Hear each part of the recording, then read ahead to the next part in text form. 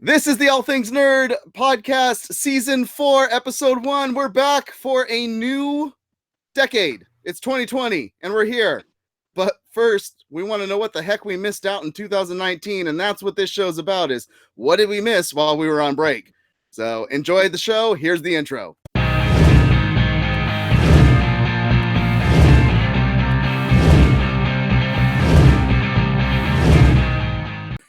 Hello, all the Geek Enthusiasts and Nerd Aficionados. This is Mass 5150 welcoming you back to a 2020 version of the All Things Nerd podcast, which is the same as the previous version of All Things Nerd podcast. It's just now that we have a 4 that appears in front of our episodes, because this is the 4th season of the All Things Nerd podcast. Welcome back. Thank you for coming back. Thank you for subscribing. Thank you for liking. Thank you for commenting. Thank you for being here live every Friday, 8 p.m. Pacific Standard Time to talk all things nerd, geek, and pop culture with us. We appreciate you, and we're happy that you're here with us. I am your host, Mess5150, and joining me on this week's cast, we have some of our fine geek enthusiasts and nerd aficionados from the Malice Corp brand. And if you want to follow us on anything, head on over to malice-corp.com. If you want to support us, make sure that if you're going to Amazon, you're going there first and going to the Amazon link before you buy something so that we can get some help to keep the website running. With that, let's talk about who else is here on the show. Like I said, I'm Mess5150. We also have IC Zorro on the show. How are you, sir?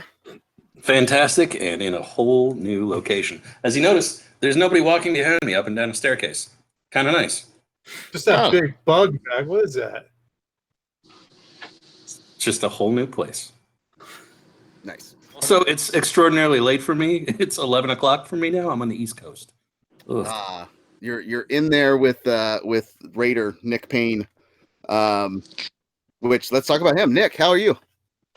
Yeah, I'm doing as best as I can. I'm an hour ahead of IC Zorro there. Central time, so it's 10 o'clock here. Just really anxious to talk some nerd stuff. Yeah, we've all been anxious. Also joining us on the cast, we have Masonic Vader back with us. How are you, sir? I am well. I feel 20 years lighter and 10 pounds lighter, and I'm ready to talk about 100 pounds of nerd stuff. Let's do it. Also joining us on the cast so that we don't eat up all his battery power. Hopefully he's plugged in and charged so he can be here for the entire cast. We have Aaron back on the cast. How are you, sir? Are you kidding me? I forgot everything, man. No laptop, no charger, no nothing. It's might as well be a Stone Age. So prepared. All right, so Aaron will be here for half of the cast. Probably shut up. I'm going to see who lasts longer, because Masonic Vader has done a podcast from a pod on his phone, and his phone heated up so much that it died. So I'm going to see if Aaron can last for the whole cast on his phone. I was quite scared by that too. As we always like to open up this show, we open it up with getting your geek on. We should maybe introduce Marty as well. Oh, I forgot. It's cool. It's whatever. It's good. Okay, so maybe I did that subconsciously on purpose. Me being the Niners fan and him being the diehard. You're right. I'm good with it. Packers. And hoping that the Packers are going to come to my Niners home and beat them at home. But other than that, we welcome a bearded master onto the cast. How are you, bearded? I am doing well. Thanks for joining me and letting me join you with this intro. It's nice not to be forgotten every time. That's what I'm here for, buddy.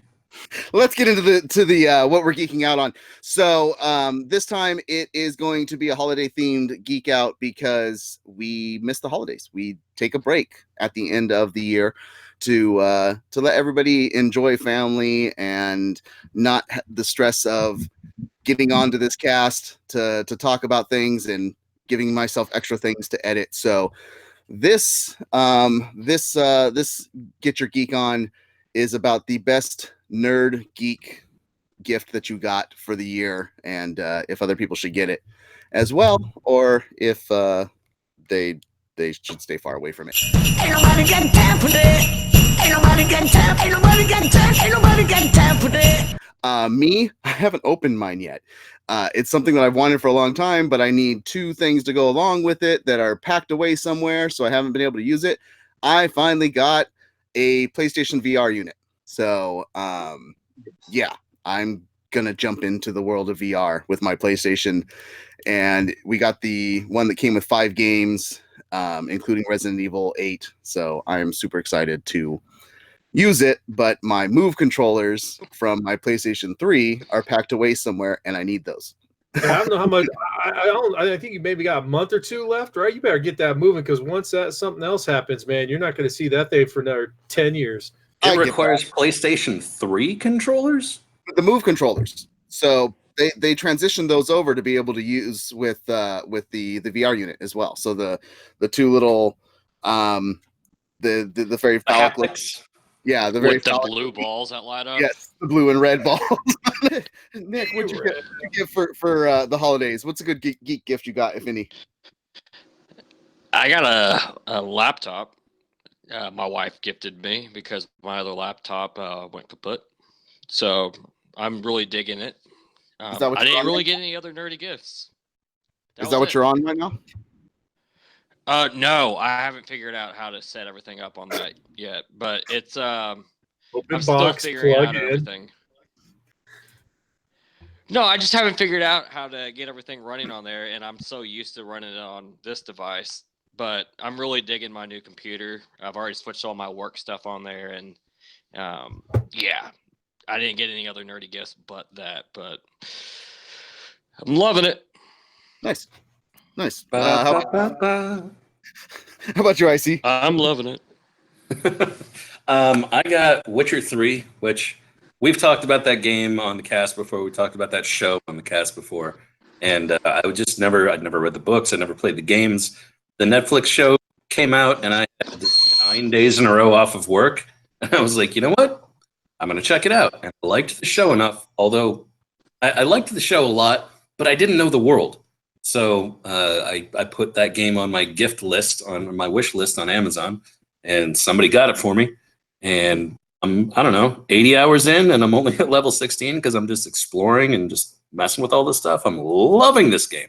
That game will eat your life. It's such an amazing game.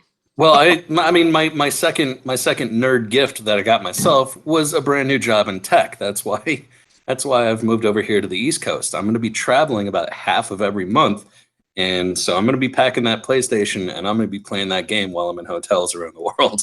Hell yeah, that's the way to do it. I mean, I'm also going to get out and do stuff, but also I'm going to play the game. No, yeah, it took me forever to beat that game. The Witcher, man, that Witcher, dude, no, you're not going to see sunlight for a long time. Was it the Game of the Year edition? It was 2017. I downloaded it from PlayStation Network. It was on sale for 70% off. I got the main game and both the DLCs for $19. Yeah, just wait till you get to Blood and Wine, man. Talk about it's probably the single greatest downloadable content pack game expansion that I have ever seen on any game on any platform. The story is encouraging. The characters are beautiful. The new realm that they take you to is just brilliant. It's so good. So good. I'm already loving it, so now I'm even more excited. Everybody's loving it.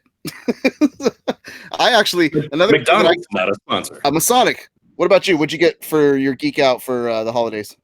Oh man, my geek out was Jedi Order, and God, I am loving that game, man. It is the closest game they've had to the new Star Wars stuff. It comes to Knights of the Old Republic, and the storyline's awesome. It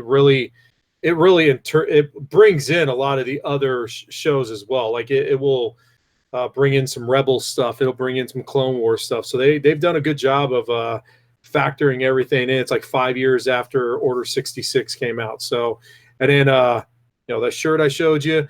I do have to mention though, my son got a good geek gift. He got the Godzilla Toho series on DVD. So we've been watching Godzilla for God knows how long, and Godzilla versus King Kong and everything. It was awesome. Toho, it's the originals, right? Yeah. Nice. How many discs in that? There are 5 discs, and like a couple of them have 2 movies on them. One have 3. One has 1. They're just all regular format. And the only downside to it, and maybe it's because I've been using a different remote, but one of the discs which has one of his it's Mechagodzilla is only in Japanese with no subtitles. So Great. He gets to learn Japanese. Yeah, no. Disadvantage of that. No, can't do it. Can't do it. I mean, you hear, Godzilla. I got that word. Man. What about you, Aaron? To be honest with you, my best geek gift was watching the new Star Wars movie with my kids. To see, no spoilers yet. No spoilers yet.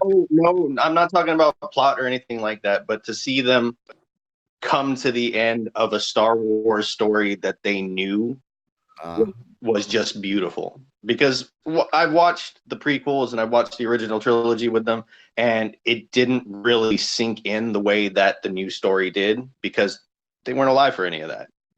They didn't grow up with it. So having something new that they had time invested in and seeing it draw to a close with them in the theater sitting next to me, that was beautiful, man. Lastly, Bearded Master, what about you for geeky gifts? Everything I got was either Game of Thrones, Batman, Harry Potter. It was like, okay. Yeah, that's pretty much it all. But what I got, Black Friday, I went out. I got me a new mic. Finally got a mic, actually. But I also got a new Xbox One. My last one has been frying up every 15 seconds it puts on, so I couldn't really play it. So I got a new one.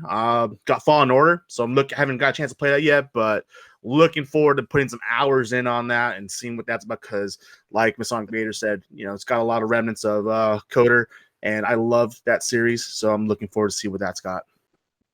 You will not be disappointed, my friend. Cheers. On to the main topics of this show, and that's what we missed out on in 2019. And amazingly, they decided when the year was over to start dropping all the most epic trailers for nerd content. Couldn't do it while we were actually recording. They decided to drop them in November and December, and then right at the beginning of this week, another one came out. So this is what we like to call In a World. In a city, in a town, in a world, they thought they had it all figured out. But there was one thing they didn't plan on. In a world. So we're going to go through some of these movie trailers and give our thoughts and theories and reactions and whatnot. This is a little different because we don't have Super on, because she wasn't able to be on for the main content because she hasn't yet seen Rise of Skywalker. And so because of that, we have everybody else here. Hopefully you guys watch the trailers. And before we get into the trailers, Red Meepaw's best geeky gift got a complete tea gift with an infuser. Gift? Tea gift? I'm assuming she means tea set. I'm assuming set, because just maybe it was just a big box of Earl Grey. Who knows? Is it a fancy infuser? Is it one of those shaped like I have a whole bunch of different type of infusers. I have one that's like looks like a Loch Ness Monster, and I have the Star one as well. Yeah. Yeah. Okay. Let's get into these movie trailers. The first one that came out while we were on break was Black Widow. Yes. And this was the first look for everybody that wasn't at Comic-Con to see it. If you were at Comic-Con, you saw a much different trailer with some of the same scenes, but something much, much different. It shows that Natasha is going back to, I guess, the Black Widow. Russia? The Red Room. Red Room? Yeah, if you guys need, because I've seen all these trailers and I've been watching them with my kids for like so many times, just so much. But it shows her going back to the Red Room and reuniting with her old team, which includes Red Guardian and oh god, what's her name? Is that who David Harbour's character is? Yeah, Hopper. He's basically playing the Russian version of Captain America. And, yeah. But between you got Fett. between him and Rachel Weisz, and I forget who the other member of the team is other than Natasha. I can't remember what it is. It's the girl from Midsommar. Yeah, the blonde girl is her sister. They've confirmed that Is it Yelena Belova? They both went through Red Room training together. So she's reuniting with the team to do some sort of operation back in Russia to hopefully clear some of the red out of the Widow's ledger. That's what the basic premise of it all is. To me, it looks like they're setting up the establishment of Hawkeye and her, because I did see a blink of Hawkeye in there, and this might be the mission that they talked about back in Avengers where he saved her. Budapest. Yes, Budapest. Well, what it's showing in that trailer, what I got out of it was that it's trying to show you, hey, this isn't essentially a prequel, because look, she got a family and a team with the Avengers and This is taking place in the 5-year break, I'm assuming. It's supposed to take place before the events of Endgame. It's supposed to be, I think, right after, not Civil War, but Winter After Soldier. Infinity War. Oh, really? No, I think it's after Winter Soldier's events. Oh, okay. That makes sense. If most of her team is still there, then the snap hasn't happened. Yeah, this is dialing back quite a bit before Endgame and before all that happened. So yeah, it's kind of old but kind of new still. So it's putting it right in the middle of the events of Phase 3. What did everybody else take from the trailer? What were your thoughts? I love David Harbour doing a Russian accent. That was he's got the big belly, he's got the big bushy beard, the messed up teeth. It still fits. Like, I don't know. I love that everybody from Stranger Things is getting a lot of work right now. I think it's excellent. It looks so fun. I love the throwbacks that they had to the White Widow costume. I want to see if they. Oh yeah, she looked good. Yeah, I want to see them delve more into the Widow program itself, because that is for those who read the comics, it's an amazing storyline. That branch. I have to assume if they're casting Rachel Weisz as Melina Vostokov, that they're going to be digging into that program. Yeah, then that's what I'm looking forward to most. Is you don't really get to understand why Natasha is the way that she is, or was the way that she was before she met up with the Avengers. All you see is her post Shield work, and you don't really get to see how ridiculous it is that she came back from that in the first place. So one big thing I got, not enough Taskmaster in this trailer. Oh. Looking at him for 2 seconds, Which is fine. It's fine for people that haven't seen any of the footage yet, but when you saw the footage at Comic-Con and see an actual fight with him and see how he adapts because of his power is being able to take on everybody's fight skills, that is one of the most epic scenes that I saw at Comic-Con. I didn't even catch him in the trailer. I'm in a tank. He sits up, he pulls a bow, and that's it. All you people in Comic-Con, you're blessed. You'll be able to see that. Other than that, I don't want to see that. I want to go into the movie and see that. I don't want to see anything get spoiled between now and then. Show me some things here. I don't want to see that fight scene. I want to see it in the movie theater. Okay. So on that grading level, then, I can agree. What everybody think about the trailer? Aaron, what's your grade on the trailer? Grade B-. I like the way that they portrayed everything. I like seeing the gang back together scene. David Harbour and his freaking arm cocking freaking thing that Henry Cavill did in freaking Mission Impossible Fallout was amazing. And yeah, I like it. I can't wait for that movie. I've been waiting for it for freaking since she appeared in freaking Iron Man 2. So come on, give it to me already. And Jack agrees, less is more in a trailer. So I agree with that. That's why I want to give it a B+. It showed me a lot of cool, fun stuff that I can look forward to, and it gave me almost no plot, which I love. I don't even want to know what's going to happen in the movie. I just want to see who's in it and if it's going to be cool or not. Masonic, what's your grade? I'm also the same, B+. I've said it since day one. Since I've seen her in Marvel films, Scarlett Johansson, Black Widow, great cast, and I like her character every single time. I think she's truly one of the first I don't want to say she's the first, but she's one of the first ones that actually a dominant female that kicks everyone's ass, that actually has been able to continue that role nonstop and not lose any hype out of her. Like, she's still as solid as she was since day one. She kicks all the ass regionally available. Yeah. Spirited rating. I gave it a B. Wasn't anything spectacular, but it was enough to grab my attention and look forward to the movie coming out. And Nick. Solid B. I do really, really like the actors that they got to get in on this, especially David Harbour. I'm a big fan of his. So other than that, they didn't reveal too much. I'm not a huge Marvel fan, but solid B. And I'll give it a B+ because very well done trailer, keeps my interest peaked. And it does look actually entertaining. Moving on, Wonder Woman 1984, talking about less is more. There wasn't a lot given in this. It was just little clips here and there showing who the characters were. Epic soundtrack, I'm assuming, will end up happening for this. Yes. There better be a great soundtrack just based off of the song. Just the song that they have as the main song for the trailer. I was like, yeah, all right, cool, I'm in. Yeah, Blue Monday. Yes, the way that they used it. We see that she's using other things. Her tiara is now a boomerang as she takes out cameras with it. It's always. Do we call it the Wonderang? And Cinemaku says trailers are always better when they show less. Yes, we agree with that. Also, the Mandalorian is another villain, Max Lord, in this trailer. So yes. And what I'm assuming, because we got Kristen Wiig, we know she becomes Cheetah.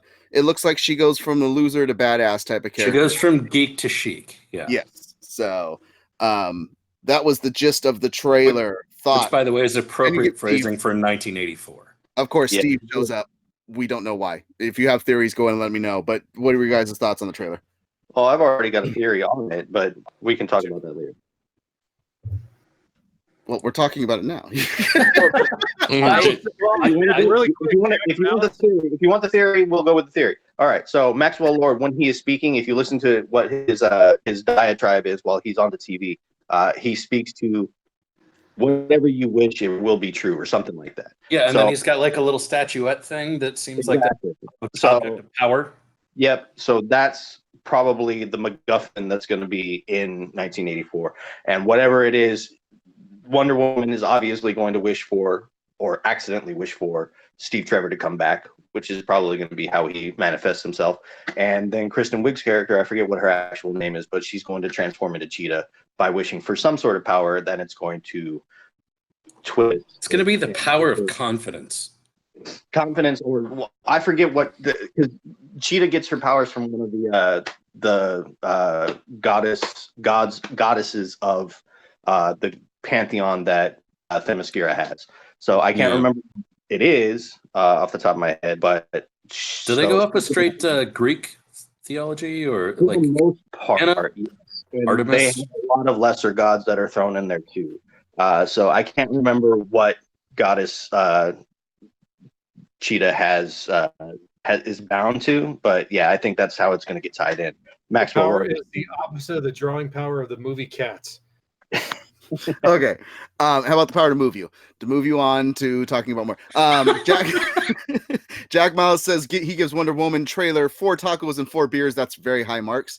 And Red Meatball says she just doesn't want them to F WW up. Wonder Woman up. Bearded, Masonic, Nick, you guys have any thoughts on the Wonder Woman trailer? I watched it a couple times. I was trying to figure out different things I saw. One, Steve Trevor's like, how did he come back? Obviously, it's part of the story. But that was one of the things where I wish they wouldn't have shown that and that happened in the movie. Compare this to the other, to Black Widow. I was actually more pumped coming out of Black Widow than I was Wonder Woman. I think part of it for me is I'm going to watch this movie still, but with the fact that DCU just crumbled and nothing's going on further with that, and just kind of piecing together now it's just the story. I think that kind of takes away a little bit of my hype to watch them. Even though I'm going to still watch it, but just not on the high list of things I need to make sure I'm there to watch the opening night kind of thing. Okay. Sonic? I liked it. I'm a little apprehensive just because we talked about when they first talked about the casting. I'm still not seeing Kristen Wiig as Cheetah. I'm having a really hard time with that. I get the whole Well, you still haven't seen her as Cheetah yet, so I get it, but that makes sense. it's just the casting for it. I just don't see her kicking If you can, ass. I don't know. if you can pull off comedy really well, which she undisputably can, odds are you're pretty good at drama too. And she actually does pull drama off pretty well. It's way harder to be funny than it is to be dramatic. I've got faith in her. Okay, well, as I continue on my my talk here, thank you. I am excited for seeing it. It's a podcast. It's a debate, man. We talk back and forth. I am excited for seeing it. I am excited for the soundtrack. I'm just a little nervous because it's the first movie was just phenomenal and way ahead of its time. That it's gonna be a hard one to follow up with. Worried about regression. I get that. Yeah. What about you, Nick? That was the exact same thought I had. I really enjoyed Wonder Woman, and I had that same fear to where I hope it doesn't just become a bust, sophomore slump type movie. That's the only thing. But other than that, I really like what I saw. But like it was saying, like Kim was saying, you know, it a lot of times it can come out and be a dud. Red Meepaw, when we were talking about the gods, said here Athena, Zeus, Demeter, Poseidon, Apollo, and then Senamaku pointed out. She meant Hera, not here. Hera, yeah, no, that's what I was like. Here, I don't But know I would- that I mean, god. I would- I don't know I that would god, think that- but I'm gonna say it Yeah. anyways. I would think that she would probably be based off one of the goddesses of the hunt, which I'm trying to remember if it was Diana or Artemis in Greek mythology. Whatever. Red Meepaw says ugh typing. Okay, so I'm gonna give you my thoughts on the factor going back to the Comic-Con thing again. We got a little clip, not last year, but the year before, of Wonder Woman, and I thought it looked cheesy as all heck. It was the mall scene. It was totally 1980s thrown in what was going on, but yeah, I thought it looked really, really cheap and cheesy. This trailer got me more excited for it, so I actually like this compared to what was seen at Comic-Con. So because of that, I give it a solid A- on the trailer. I actually really, really enjoyed this trailer. Aaron, what's your rating? Definitely A-. I like the additions that they had. I mean, they had the original costume in there. They had the new Gold Valkyrie costume. They had the removal of the sword and shield, and she's just fighting with the tiara and the lasso now, like she did in the comics for most of the time. She lassoed freaking lightning at the end. Come on, man, I'm hyped. A- That was definitely. a badass little CGI in there. I see Zora. What was your grade on the trailer? B+. It looks funny too. The whole everything is art, and then he looks at the trash can thing. That cracked me up. Masonic Vader grade. Plus, don't forget they had the invisible jet. Oh yeah. Nice.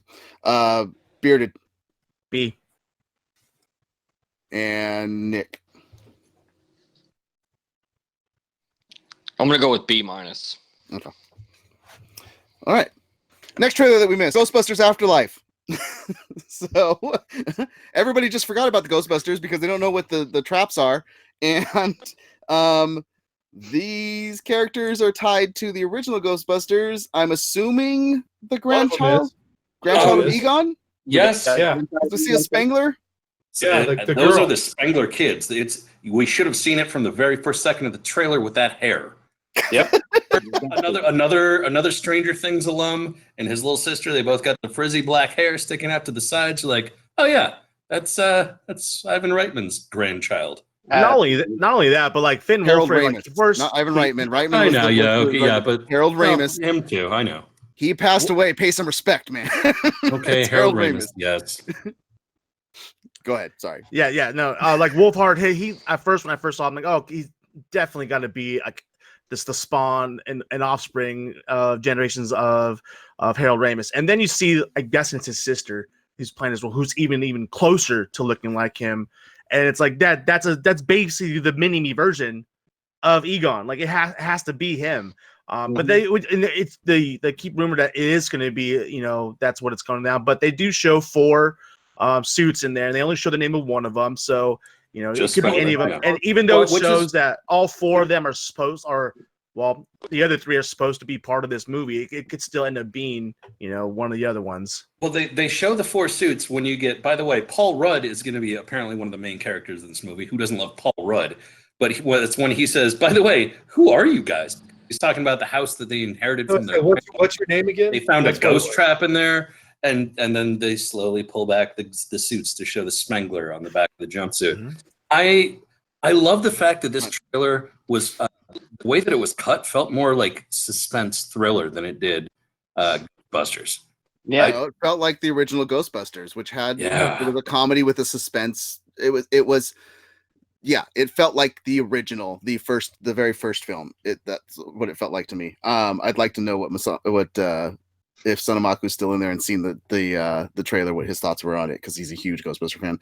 Hey, right here, I am too. Shoot, I know. You're on the cast. We're gonna get your thoughts. I'm talking about in the chat room. We also get throwbacks because we get Zul's demon dog foot scene, and you see Slimer. So I'm assuming when you see the ghosts coming out of the ground, did they trap all the ghosts underground and that's where they stored them all? I think they just buried all the ghost traps under his house. Maybe they buried the entire trap containment. The containment filter sits them down there. It's because it seems like to me what ended up happening is Ghostbusters after part 2 kind of were still hanging around New York for a little bit because there was obviously upgrades to the Ghostmobile and everything like that. But then it seems like they got pushed out at the same time, and they had to take all their stuff and put it in the middle of nowhere. Well, Paul Rudd's character in the trailer says nobody's seen a ghost in the last 30 years. They were just unemployed. Yeah, so they just went in the middle of it. Jack brought up a great theory. U.S. government steps in and seizes everything, and what does the U.S. government do with toxic crap? Bury it. Buries the desert. That's actually a really good theory. And nobody's seen a ghost in the last 30 years, so they can that would give you your character back that you want so bad to show up in this. He's part of the government. He seizes everything and buries it. There's a hole in that, though, because this is all buried underneath Spengler's house. So it can't be the government burying it under Spengler's house. It wasn't his house. It was just an old barn that they inherited where he went to retire. That Spengler owned, and he retired. Yeah. So it's his house, yeah. No, Masonics right there. I'm calling it. I'm calling it right now. I'm calling it. You can write it down. Rick Moranis is going to have a cameo in this movie. Oh, God, it's going to be his first time. It's going to be his first time back on screen in like 20-something years. I need Rick Moranis in this. They already said he confirmed he's coming back for this one. He confirmed himself in an interview like 4 months ago. Okay, well then I was right. I need to see that. Immediately confirmed. I will look that. I will try to find it because I was surprised because they made a big deal about him making his return to a movie, a live action outside of voiceovers for Disney. This will be his first live action movie he's really been like part of since he went into hiding. Yeah. And by the way, if you love the original Ghostbuster films, look up the current Quicken Loads adverts because they're Janine from Ghostbusters. And they're fantastic. I absolutely love them. So I'm sorry, Jack. 16 years since 1994 when he was in the Flintstones. Ultimately, I can't see how this movie can go wrong. I think everything's set up perfect for it. I mean, you've got Reitman's kid who's writing it, so that means you have it in the family in that aspect. You have all the original cast coming back. I mean, when you get Bill Murray to come back, that means there's something there. And did you catch that part of the voiceover for the trailer was Bill Murray? I loved it. So I love what's going on in the chat room because I wanted to get Sonamaku's thoughts, but all he's doing is trying to prepare Red Meatball for Red Meatball's original comment was Ghostbusters. Yeah, sleep, and he's like, don't you talk bad about Ghostbusters, and then she's like, well, I'll give it a chance.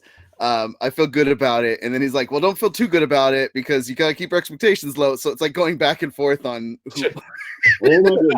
just tagging the needle back and forth.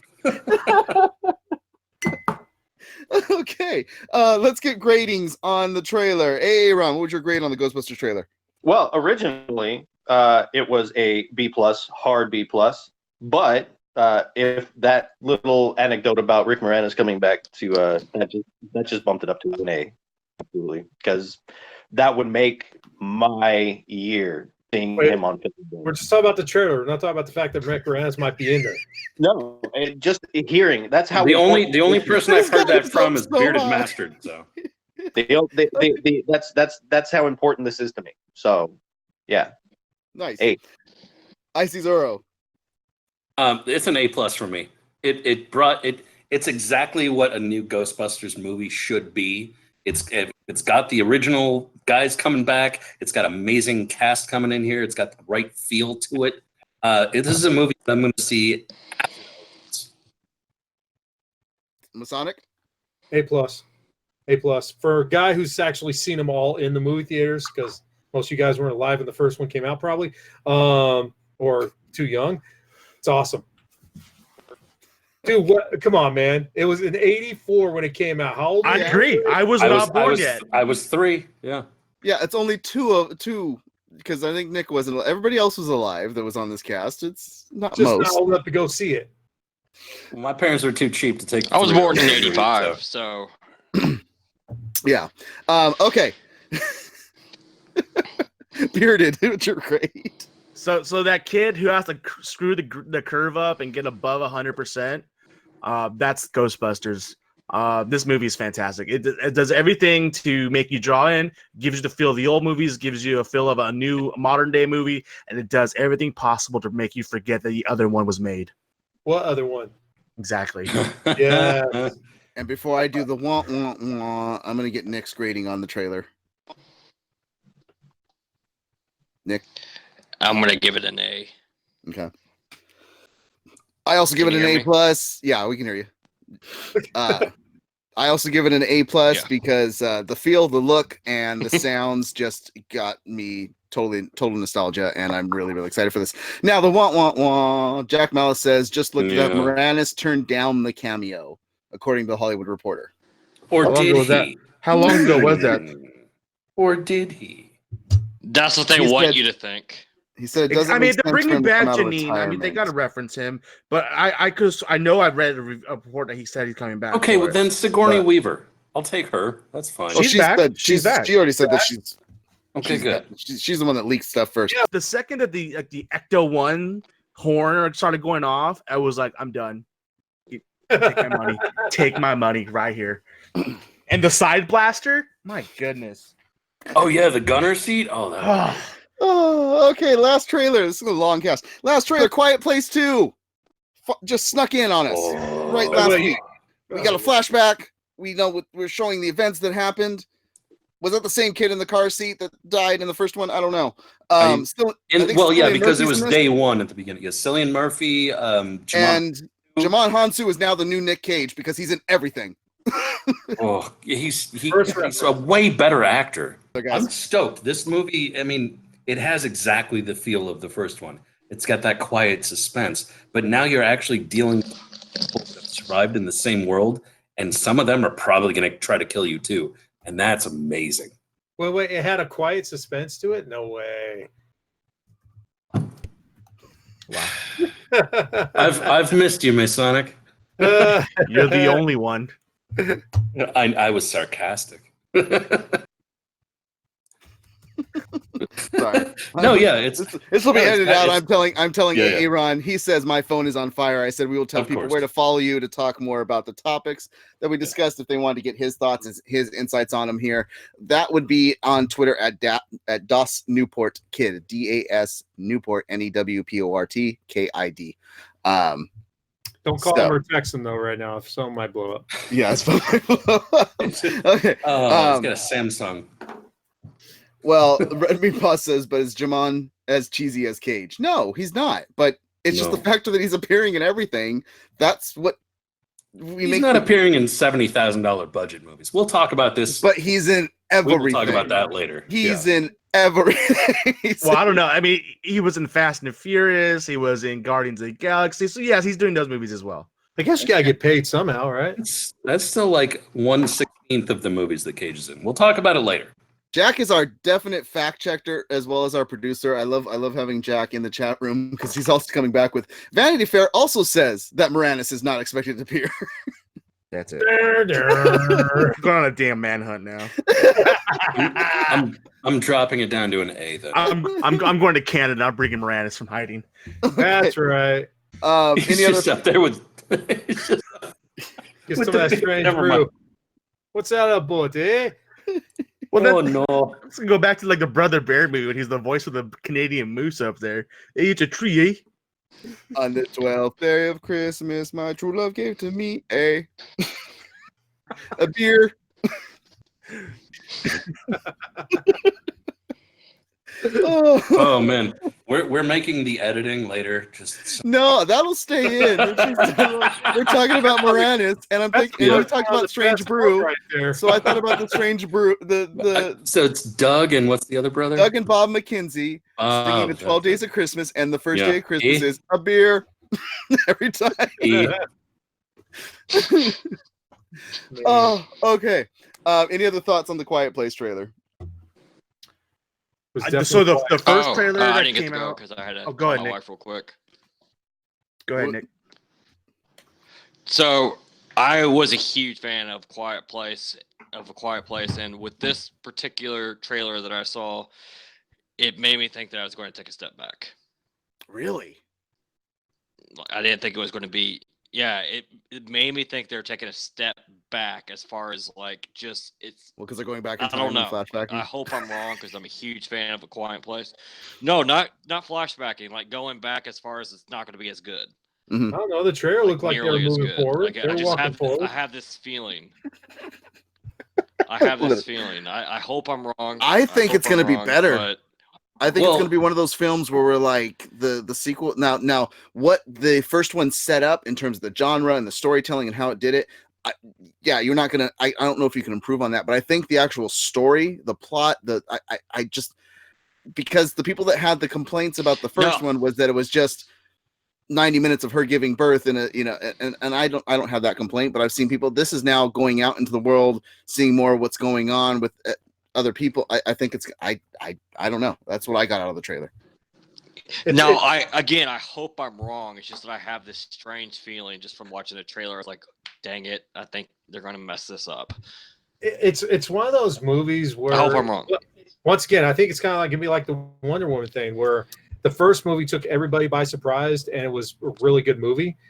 So now you pretty much let the cat out of the bag. So now how are you going to make the second movie more? You know what I'm saying? That's where I think where you're going to have a little hard time with this second movie is how are you going to improve on something that was so, to be perfectly frank, out of the box? Because most of that movie was quiet. That's literally what it was all about, and people love the movie. So now you're going to try to do a second movie on that. How are you going to improve on that? Well, what I've read is that the only reason that John Krasinski and Emily Blunt are doing this again, and John Krasinski's not in it as an actor. He wrote the first one and directed the first one. He's writing and directing the second one as well. And from what I've read, the only reason they decided to do this is because they figured out a way to make it good. They said they weren't going to do a second one if He it was literally said he would not make it unless he could do something that was going to be good and make sense. So I have trust in Jim from The Office. Okay. I think Krasinski did because there's only 8 episodes of Jack Ryan. He needs to do something. Or maybe this is just one giant Because prank. he's not already a multi-dozens of millionaire from The Office. Yeah, he's good. He doesn't need to work. Cousins. Multi-dozens. I'm looking at the chat room, and Jack giving us more stuff. According to Google, Currently lives in New Morales York. lives in New York, but yes, he was originally from Toronto, Canada, And he asked Vader to just ask J.J. Abrams how to make the second movie more. He can tell you how to do it. Oh my God, dude. Okay. Okay, we're getting to that. That wasn't Abrams. That was Ryan Johnson. Movie on, jackass. We're talking about a movie that's quiet and has this intensity, and now you're going to make a second movie like that. Like, what are you going to make different about it? For God's sake, it's like watching the Blair Witch Project Part 2. Masonic, have you seen Happy Death Day? I have you seen the not. movie Happy Death? Okay, it's a horror movie. It's Groundhog Day meets a slasher flick. It's fantastic. And then they made Happy Death Day 2U, And I thought, how the hell are they going to even do that? You know what they did? They took the same premise and twisted it just a little bit and made it super interesting. I think that's what they're going to do with this. They're going to take A Quiet Place, and it's not going to be a silent movie for the whole 90 plus minutes like it was in the first one. It's going to be that same world, and they're going to introduce other characters. They're going to have people talking to each other like they didn't before. You see people like getting into, big metal tubes and stuff so that they can be safe from the aliens or whatever. But I think the only reason they made this movie is because they came up with a satisfactory twist that's going to keep it interesting. Nice. They also left the first one. They left it open for a sequel to come out as well. So I think that was maybe not had John that in mind. Krasinski did not have that in mind. He's actually said that he did not have plans for a sequel, but a year later, after making it, it was popping into his head where he's like, I see a story that can happen with this, and it keeps eating at him. And that's why he decided that I'm going to write this. At first, he wasn't going to direct it, but then he took on the director duties as well. He was just going to write it. Yeah. All right, let's get our grades on it. Icy Zoro, what was your grade on the Quiet Place trailer? B+. I'm going to see it. I'm definitely going to see it. I'm probably not going to see it within the first week. And Masonic? Honestly, C+. Okay. Bearded Master? After the teaser trailer was a C. After this one, it bumped up to a solid B. Yeah, the teaser trailer was interesting, where it was just 10 seconds of them walking and like, oh, we're at the end of the dirt. This is the farthest we've gone before than we've ever gone before. That was all you got for the teaser. I didn't need to see them walking around on white sand paths anymore. I'm good. What about you, Nick? What was your grade on the trailer? B-. Okay. I enjoyed it thoroughly for the first half of it because it made me feel like Last of Us with the whole like car scene. So I give it a B on it. All right, meat and potatoes of the show. This is the nerd news.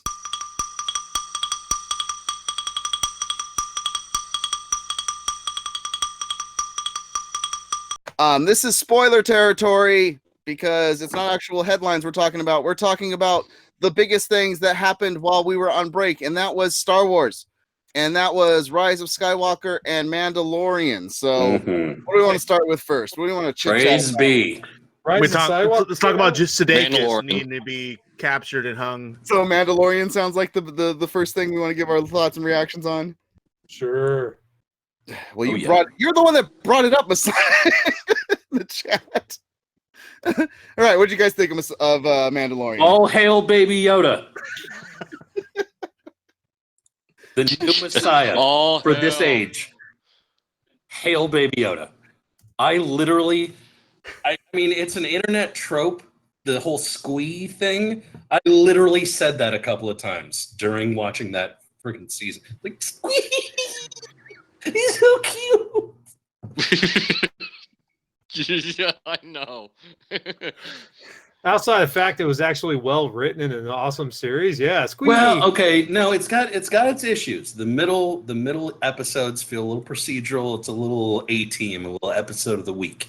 Don't get me wrong, I love the heist episode with Bill Burr, but I prefer like the first 3 episodes and the last 2 episodes when you get that full story of the Mandalorian and the target, the child, and the rescue, the saving of him. We finally get some major Star Wars backstory in there. We get the Moff in there. Giancarlo Esposito is always an amazing bad guy. And I mean, and the black saber. Yeah, we've already said, spoiler alert, the dark saber. Yeah, right at the end. Oh, I'm all in. I mean, how could that series go wrong? It was created by the guy who brought us Iron Man, for God's sake. I mean, the one that started it all. To me, I really like it because it does bring a different story to the universe, and they did it in a sense on their own.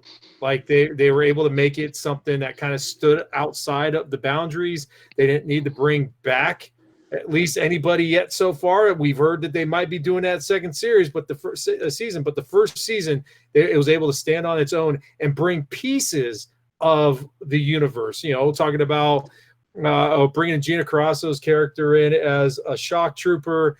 And I, as much as you want to give Jason Sudeikis crap for punching the bag, dude, the best. Adam Pally. The best part of that scene is when they're sitting on their damn bikes, they pull out their blaster, they can't shoot the damn flower. I mean, come on. Which is about 15 feet away from them. No, that entire first 10 minutes outside of the punching Baby Yoda, that was so brilliant. Was my favorite 10 minutes of that entire series. I loved the series. I absolutely loved the first season. But that 10 minutes, missing the shooting, the way they were talking to each other, it was friggin' bureaucracy. Oh God.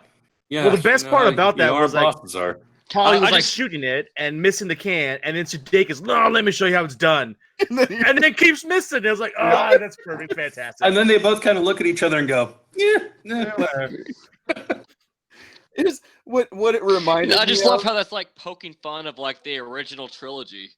And how like stormtroopers are like always seeming to miss who they're firing at. It's just poking fun at that, and that just made me laugh so hard.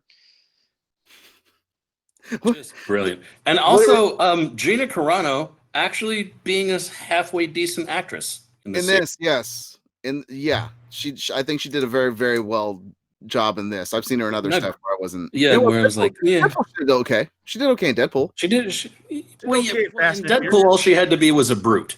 She did okay in Haywire. I didn't like she wasn't Haywire. in Fast and Furious. I didn't like her acting in Haywire. Was she in Fast and Furious? That was Ronda She was Rousey. in Fast 7, I think it was. Yeah. No, Fast 5. Rousey. She was in Fast 5. No, Fast 6. Sorry. Good in Command and Conquer Red Alert. She was awesome in that one. Let me tell you. She's great on American Gladiators. Yes, she was. Turbo or Taser or Blazer? Go back to it though. Seriously though, it was awesome that they were able to pull from every style of genre. I mean, they pulled from Rebels, which was awesome. I think John Favreau, however you want to say his name, because I probably butcher it as much as Favreau. Anyways, he did such a great job of researching the Star Wars universe and writing something that is now niched its own line, and it's probably going to go about at least 4 or 5 seasons, if not longer. Look at that's one of my favorite memes that came off of this show. Not just the Baby Yoda stuff, but just about Favreau creates creates the Iron Man movie, starts the MCU, creates Elf, becomes one of the best Christmas movies of all time, creates the Mandalorian, revitalizes the Star Wars franchise as the main saga is happening. And that's not even to count Swingers, which is one of the best indie movies of all time. Jon Favreau can do almost no wrong. You're so money, baby. You're so money. He's a genius. and you don't even know it. I mean, he also was a UFC fighter. Whoa, wait. Son of Maki.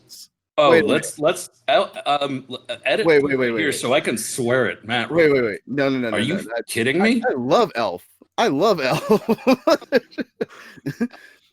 so sad. I'm so sad now. And he said Favreau's super overrated. I'm so sad.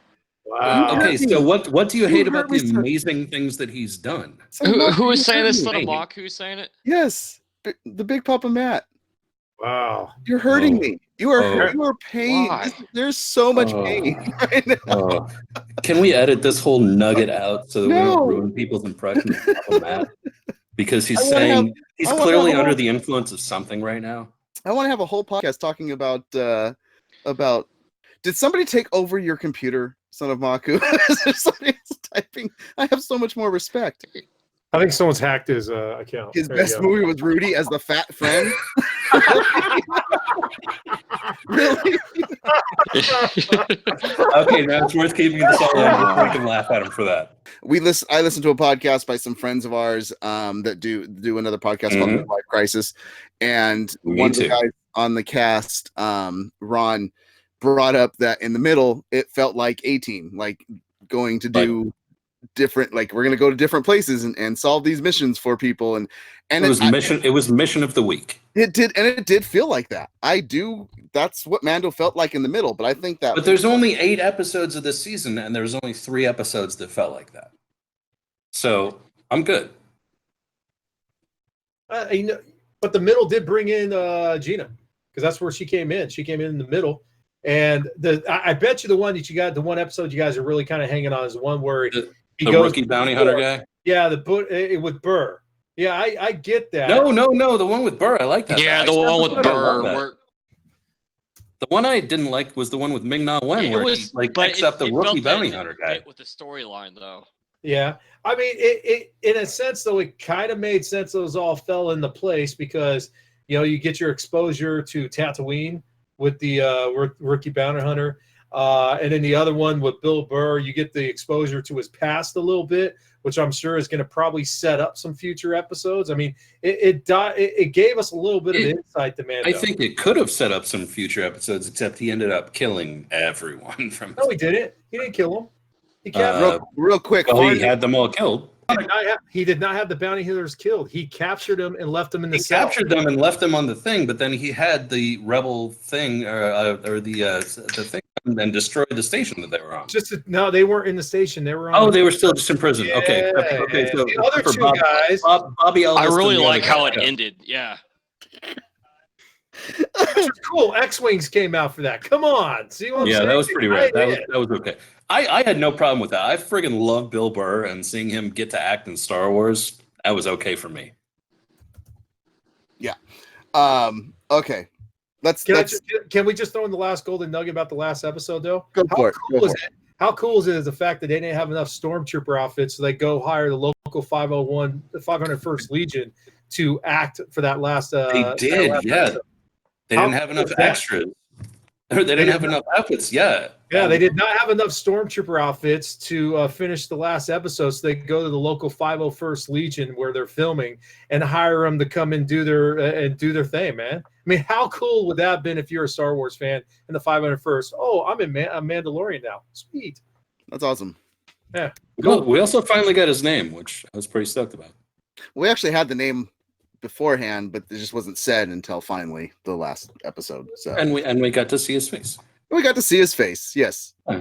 Nothing living can see. I am not living. Oh my God. Okay, can we talk about that really quick? How great Taika Waititi? hit that the IG unit became one of the best characters of this season. Absolutely.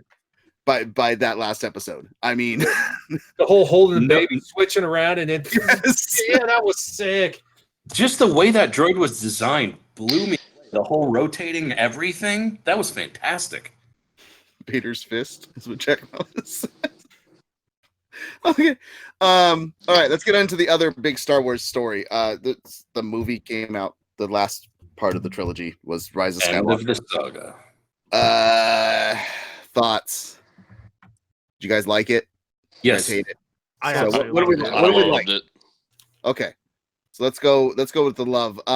What was your opinion? What would you love about it, Nick? I really, really liked how they ended it, especially.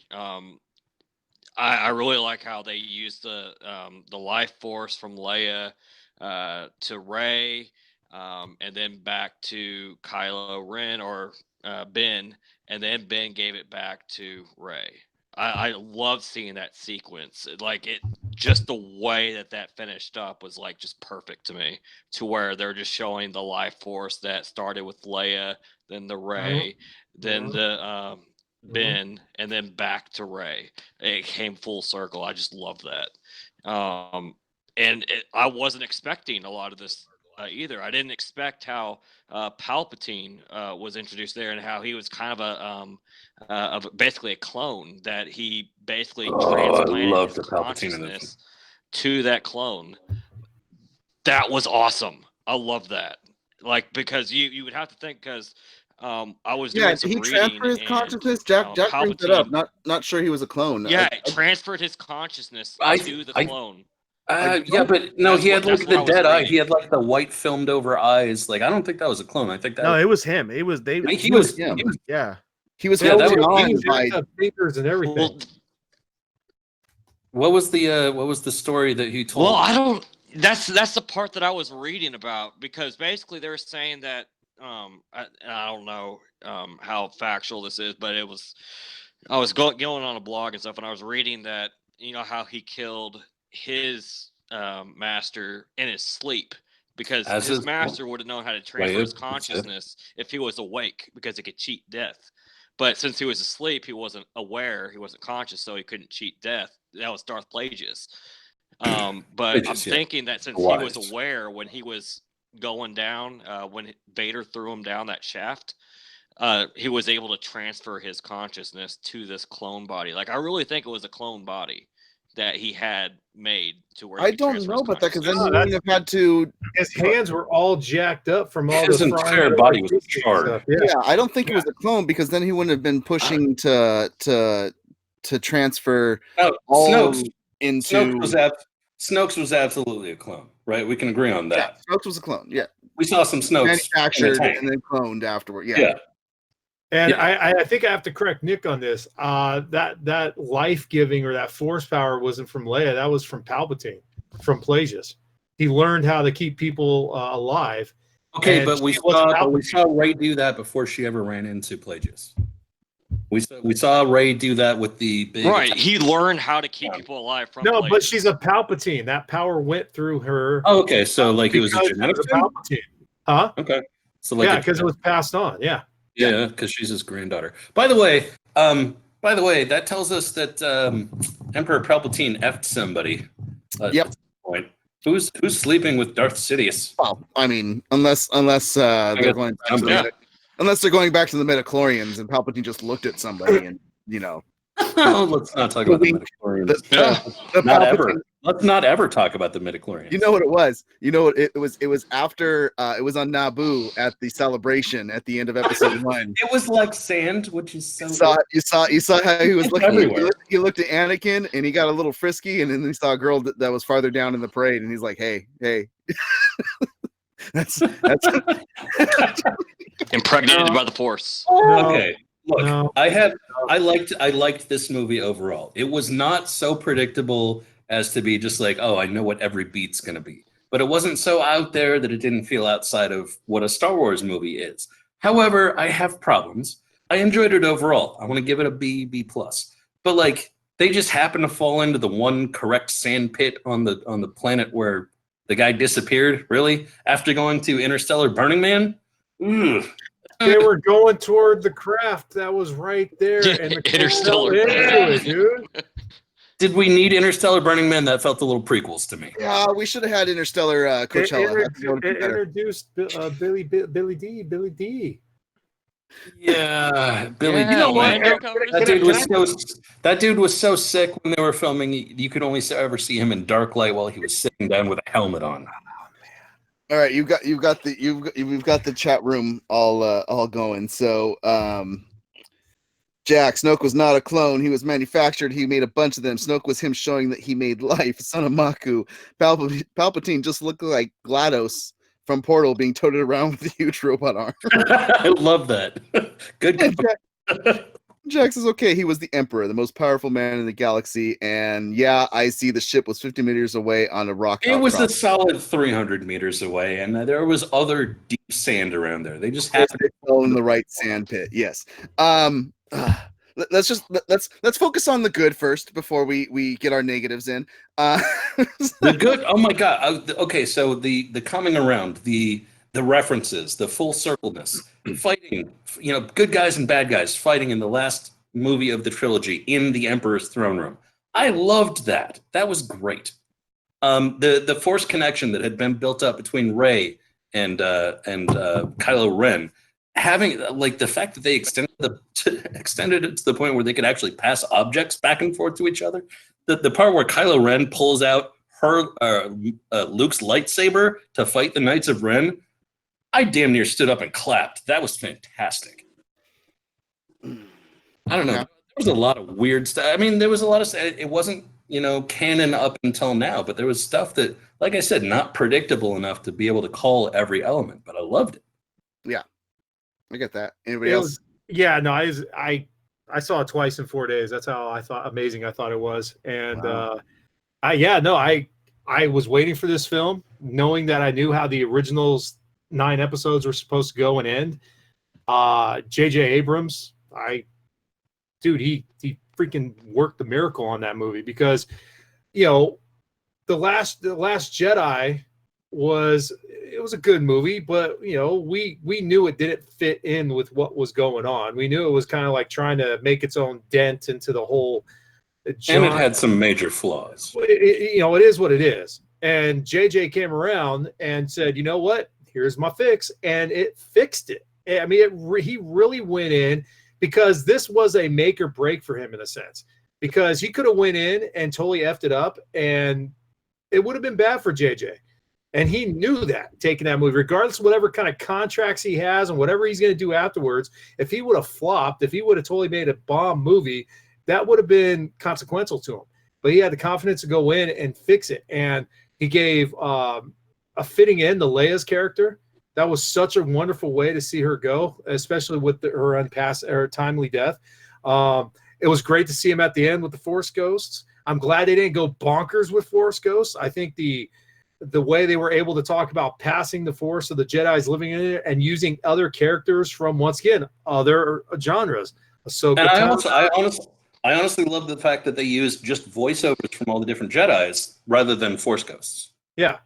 I mean, he did a phenomenal job with this. The freaking scene where the entire Rebel fleet or just ships come out, that was probably one of the coolest effing space scenes or space battle scenes I've seen, because that's a lot of effing ships. I mean, you get the Ghosts, you get the Rebel ships, you get everything, but there's so many of them in the background, just like that. You get Wedge comes back, you get Lando Wedge coming back. That was the one time in the and here, don't get me wrong. Which comes back for half a second. I know. When this movie was over, I was happy walking out of the theater. I enjoyed the film at the end of it. I enjoyed the wrap up. I was happy with the end result. I was not happy with the beginning of the film to the midpoint of the film. So I'll get into that stuff when we start talking negatives. But Wedge was the one time in the entire movie that I was like, yeah, because I was waiting. I was just waiting to see Wedge. So for that 2 seconds, that half a second, it's worth it. And you can't freaking lie. You, for a brief second, when C-3PO did that line, yeah, you held your breath. You probably even almost had a tear come down. Come on now, you did. For I'm what saying goodbye to my oldest friends? Yeah, I did in the trailer, and then I don't know, man. It was man. a red herring.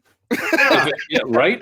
It's still though, because once again, it's all the original characters coming back, and are they all going to get slaughtered? Are they all going to make it? What's going to happen? And I mean, that was what we were all worried about. And then if luckily Chewie didn't die the way he died, because if he did, I would have walked out. I would have got up and walked out, because I know it's not canon now because they got rid of all this stuff, but a freaking moon falls on him to kill him originally. So, if they would have killed him that way, I would have got up and walked out of the theater. I didn't know Thanos was in Star Wars. What the hell?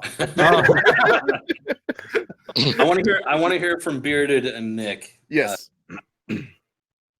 I love the movie. So here's the What's going on? The one thing that I didn't watch a single trailer, teaser, anything about this movie whatsoever. I stayed away from our episodes where we talked about it. I literally went into this movie without a single image of what was going on, and I wanted to just enjoy it for what it was. Purist, man, I love it. Man, it was so hard. I cannot tell you how hard it was, but it was, for me, it paid off. It was I thought it was fantastic. I thought that they had enough callbacks to the past that it was good to where it wasn't overdone. I thought some of the things they did with the Force and passing it from Leia to Ben to Rey, that was well told. I enjoyed the movie. There wasn't really too many negatives for me. I just went in there with no expectation, just hoping they didn't completely screw it over and end it shitty as possible. But I was extremely satisfied with the movie from all points. Han Solo, enough said. That was a good comeback. Yep, that was fantastic. Yeah. That's the only way you redeemed Kylo, and so having Han Solo do that, I love that. That was a beautiful scene. That was a heartfelt and touching scene. I want to bring up some of what Jack said in the chat room. So he says, for those that don't know me, I am a Star Wars fanatical nerd, mega fanboy, and I hated The Last Jedi, and I love this movie, which is majority of mega fans hated Last Jedi. That's just what. That's just fair. Yeah. He said the passing back of the fourth was genius, and that it was not canon, but diadems in the Force are, and they all had unusual powers and could do strange things. And he also followed suit. Okay, so I need some clarification. Is diadems like people that are paired up in the Force? I believe that's I'm assuming that's what the meaning is there. And then 2 that are one in the Force. Yes. Okay. So, and then he also did the same thing as you, Bearded, where he stayed away from, went on full blackout mode to go into it, and like got mad at me because I kept saying, "Did you see the trailer? Did you see the trailer? The trailer's amazing. Did you see it? It's awesome." So, yeah. And I loved how it ended. Loved the second half of the film. Second half of the film, fantastic. Loved it. Outside of the characters being added, which we'll get into now, because any complaints that you guys had? Not tying off loose ends. Like, how the hell did Luke's lightsaber get to Maz Kanata? There are people. There are events that they set up in the movie in this final trilogy. Somebody found just it. Never paid off. They just never paid off. Got over that. Once again, okay. Well, don't set up a Chekhov's gun and then not fire it. Didn't she mention something about that in the movie? She said she acquired it somehow and held on. She fell from Cloud City. She literally says that's a story for another time. Yeah, so we'll end up getting it on Disney Plus. And then they never tell that story. Disney Plus. Stuff's gone, Disney but doesn't get fired. It'll be a Disney Plus story. Yep. Now, if J.J. Abrams had last 5 year, I'm putting down a bet right now, $100. If 5 years from now that has not been explained, you both owe me $100. I'm not betting you. I'm just saying that would make sense. I'm not saying. No, I'm just saying you owe me $100. I'm gonna be eaten by big ass cockroaches. But okay. Any other thing that people didn't like? Yeah, at the very, very, very end. I don't know if Izzy's already said it, because it's cutting in and out on my end. But where the heck did she get that lightsaber at the very end? She buried Leia and Luke's. Where did she get that? It's like those things are rare. No, those were Leia and Luke's. Yes. Yeah, she buried those. No, she buried at the very end of the movie. No. She throws Luke's into the burning TIE fighter, and he throws. She built her own. That's the one he's talking about. Jack is talking about the one that she made herself. There's a video or a picture I saw that shows the end of her staff was turned into the hilt of her saber. Yeah, so she built her own. And she's the most powerful Jedi of all time because of how quickly she learned everything. And also there was about 5 years between Last Jedi and this one, and she'd been training in Jedi powers the whole time. So she built her own.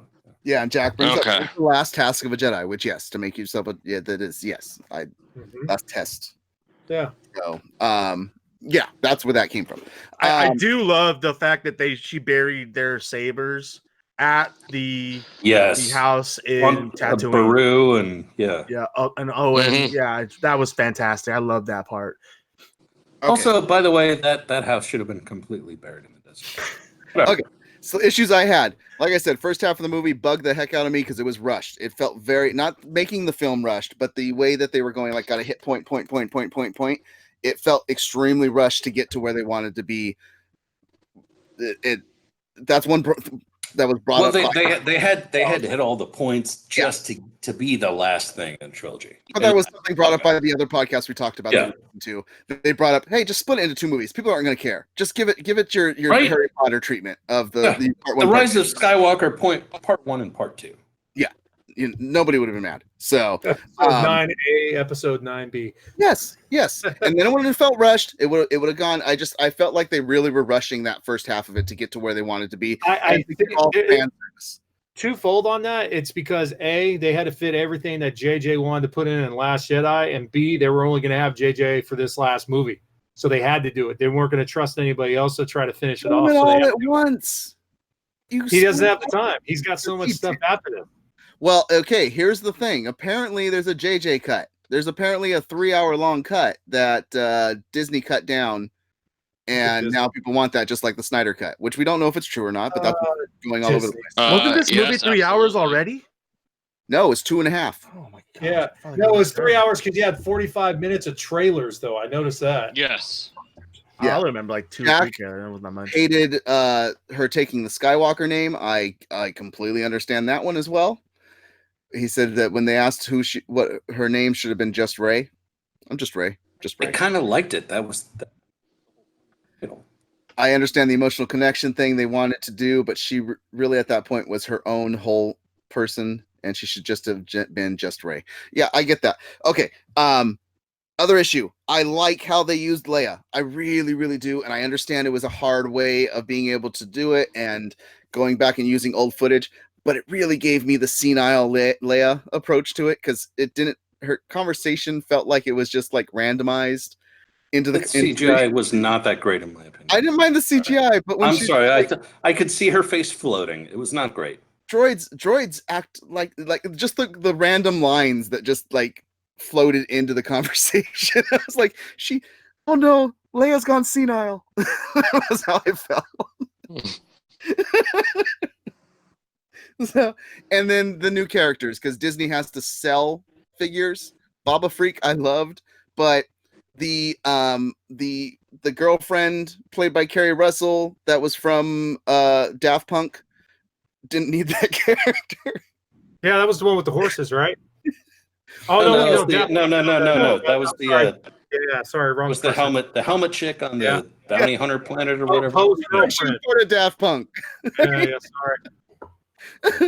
I was waiting for I think they pretty much only put her in there to confirm to people that, hey, no, that guy's he's not going to hook up with Finn. He's not hooking up with Finn, yeah.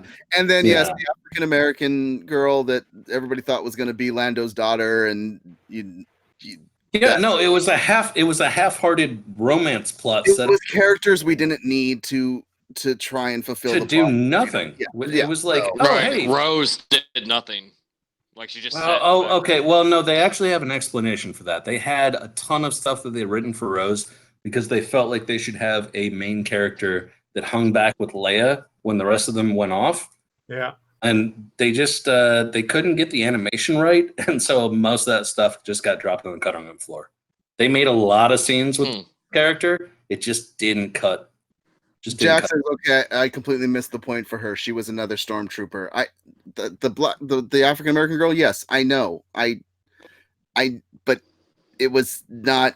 It didn't flesh out the story. It didn't do anything for the story. So, I don't know. Filler. It was. Yeah, and then lastly, I know. Wait, hold on. How do you mean it didn't do anything for the story? That's basically how they were able to get there to take out the last. Well, because you need to have a new mount type. Finn did it though, basically, not her. I mean, but Finn wouldn't have been able to do that without meeting this girl. Horses. They would have had the speeders that would have been locked down, but because they weren't using speeders and they used horses, they were able to advance. And then Jack brings up it gave Finn's story some closure. How about the big thing that they set up that they never closed until after the movie when they had to tell it in an interview because they didn't actually say what Finn had to say to Rey because he never says it. It's because my entire feeling that whole movie was he keeps on trying to tell her that he loves her. Nope, that's not what it was. Okay, I'll get with you, Jack. He said some. It gave Finn some closure. Okay. I get it. I get it. So I'm not trying to regret the movie. I liked it. I enjoyed the film. That first half, it took a little bit for me to get into it. So I think Disney decided to avoid that whole plot at the end as their way of trying to all right, let's not trolley mash the Finn and Poe. No, that's not even it. It's not that he was trying to tell her he loves her. It's that he was trying to tell her he's force sensitive. That was what he's trying to tell her. They told in an interview. Because they asked, what was it? You never said it in the movie. Oh, he was force sensitive. That was what he was trying to tell her. Oh. That's what JJ said. But the movie makes it feel like he's trying to tell her he loves her. And that's not what it was. Kinda. That's true. No. I like the movie. I don't want to beat it up. I like the movie.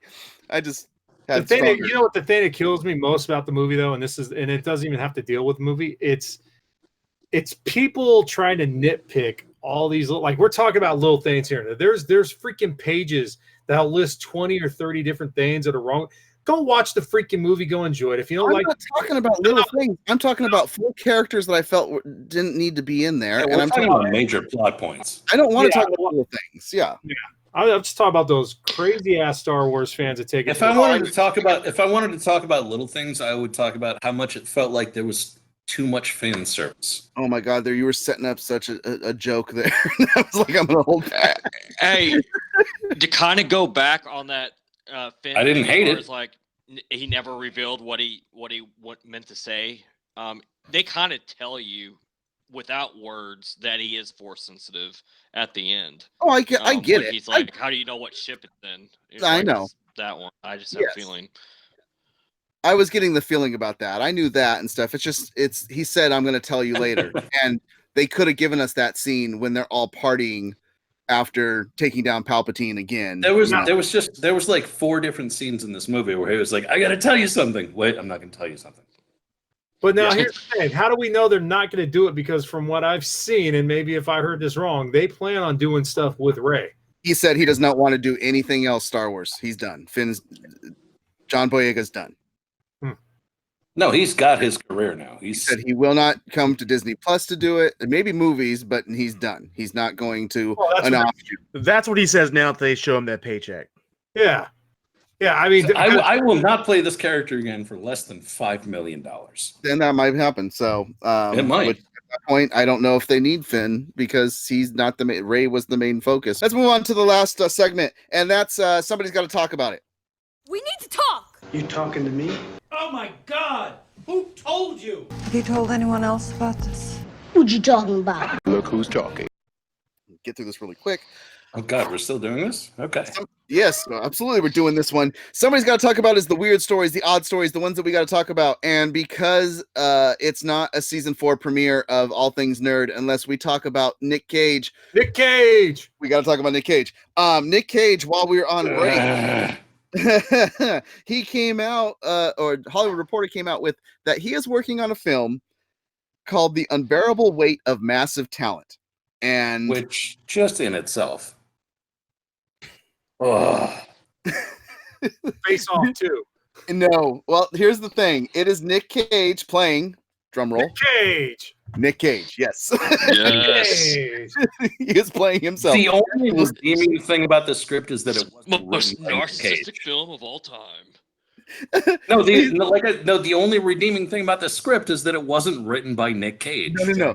What's redeeming is what you hear about this, and this script was being bid on. It went through multiple people trying to get the script and get the film project. It ended up with Lionsgate, so this will be the first big studio film that he's done since Ghost Rider, which was in, by the way, 2003. 2004. 4. Yeah. Let me give you the concept of the story. So, Nic Cage's character, who is Nic Cage, is desperate to get a role in a new. He's on a podcast where they can't stop talking about Nic Cage. He's desperate to get a role in a new Quentin Tarantino movie while also dealing with a strained relationship with his teenage daughter. He also occasionally talks to an egotistical 1990s version of himself who rides him for making too many crappy movies and for not being a star anymore. He's also under a mountain of debt and finds himself forced to make an appearance at birthday parties of a Mexican billionaire who happens to be a fan of the actor's work and secretly hopes to show him a script on which he's been working. While he bonds with the man, Cage is informed by the CIA that the billionaire is actually a drug cartel kingpin who has kidnapped the daughter of a Mexican presidential nominee, and Cage is subsequently recruited by the U.S. government to get intelligence. The situation spirals even more dramatically when the billionaire brings over Cage's daughter and his ex-wife for reconciliation, and when their lives are on the line, Cage takes on the role of a lifetime. You know what? Here's the thing. First of all, I thought it was an A&E documentary at first, but then second of all, that was so horrible that freaking IC took his headphone off, and I think he ran into the bathroom. And you can see the door open right now with the light open. He's probably throwing up in the toilet right now. I can't believe it. This sounds and yeah, that's an A&E documentary. This sounds so epic, though. Okay, come on, Bearded. I need something from you. When you first started talking about Nic Cage making a Nic Cage movie, I'm like, great, this is going to be one just horrendous pile of crap that he's putting together. But then I read the article. I read that it was actually pitched to him and already made. And then what was going on and what's happening, I'm like, this is absolutely fantastic. This is amazing. We're going to get a Nic Cage at the highest level that we've ever seen him. And this is going to be the movie that, and this is where I played out, we're going to see a revitalization of Nic Cage to where he's going to be the next big thing. And if it ends up leading to, like, in 3 years, we have a Nic Cage versus Keanu Reeves movie, I'm so damn happy, and I want that to happen. The two most relevant people in pop culture ever just battling it out. I need that directed by John Woo, honestly. Jack says, who does Nic Cage think he is? Bruce Campbell? And Son of Maku says, Bruce Campbell wishes he had an Oscar like Cage. Oh, God. He won an Oscar, didn't he? Okay, so reading that article, this script is going to reference things like Leaving Las Vegas and Face Off. I don't know what you guys talked about because we haven't done a 2-hour podcast in a while. I had to go pee. We're not 2 hours yet. We're getting close. Put the bunny in the box. if they throw some Con Air in there, I will 100% in. But did you see the picture of what Nic Cage? Did you see the pictures of Nic Cage on the top of that article? In one of them, he looks like a friggin' hobo. Mm-hmm. He's got the scraggly, unkempt beard. He's wearing a hat that he picked up off a street somewhere because that's what Nic Cage is now. Dude, he's had some straight to TV. Had a studio release since 2003. Well, okay, it's 2020 now. 2004, first of all. 2004. Okay, I'm sorry, 16 years instead of.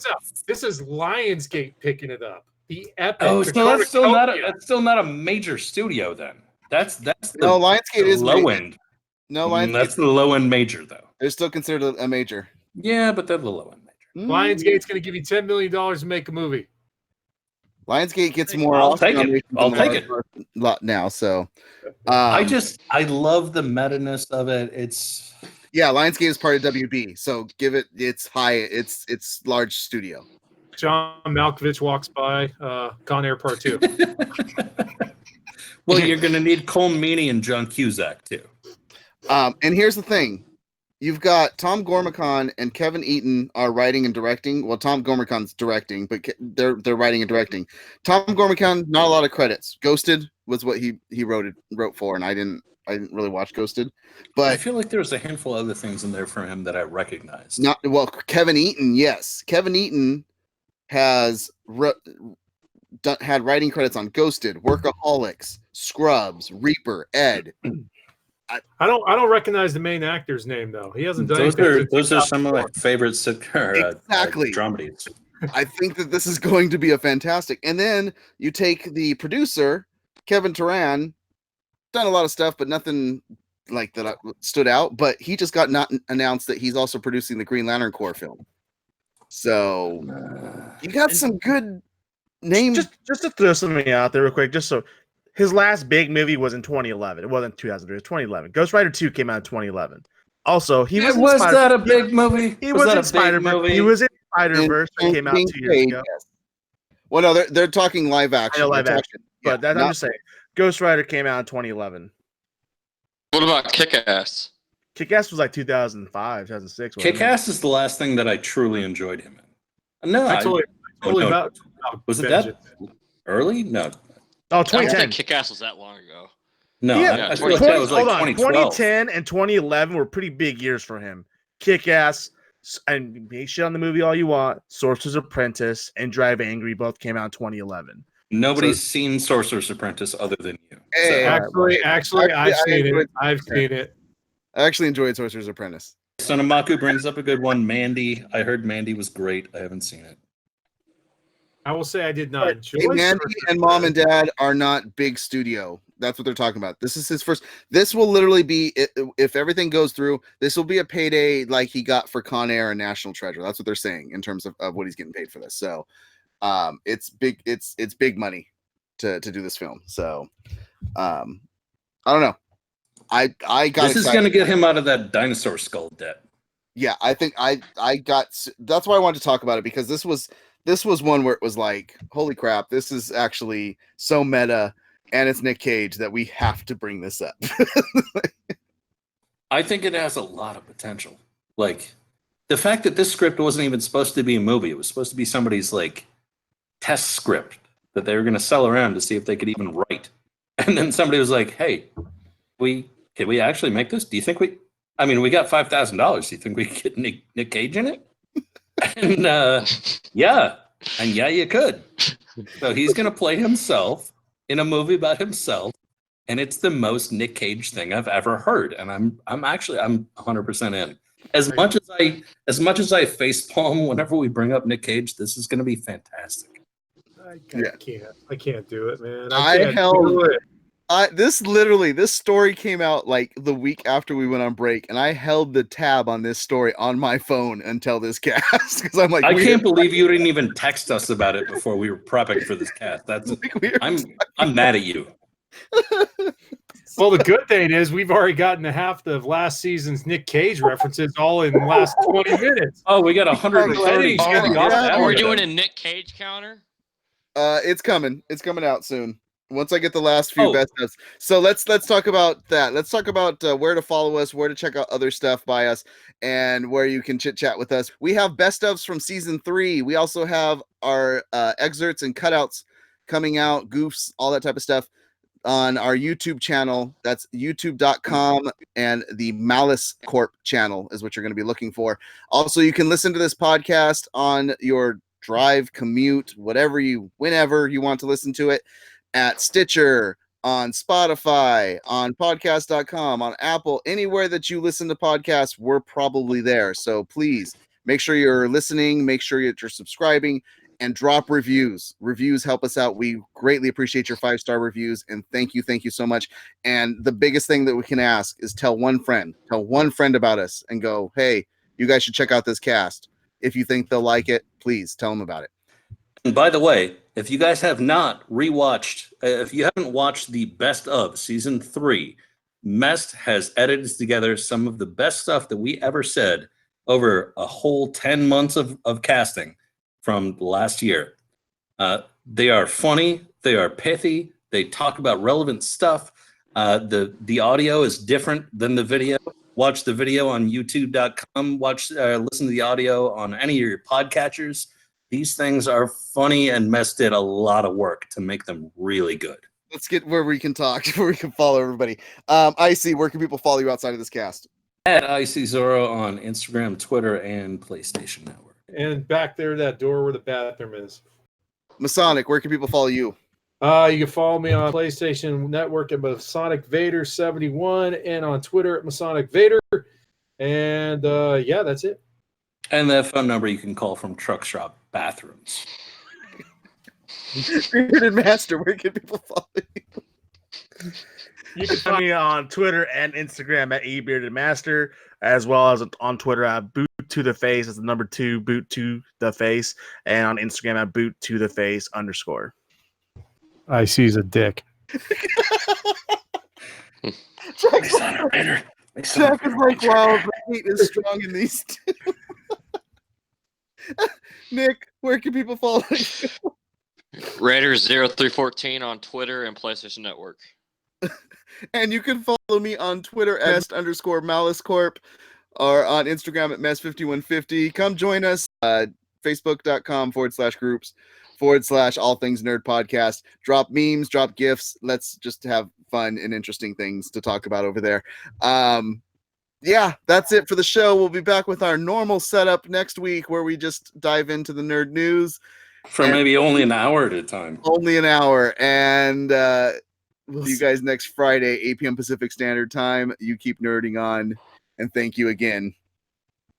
Peace. Carry on.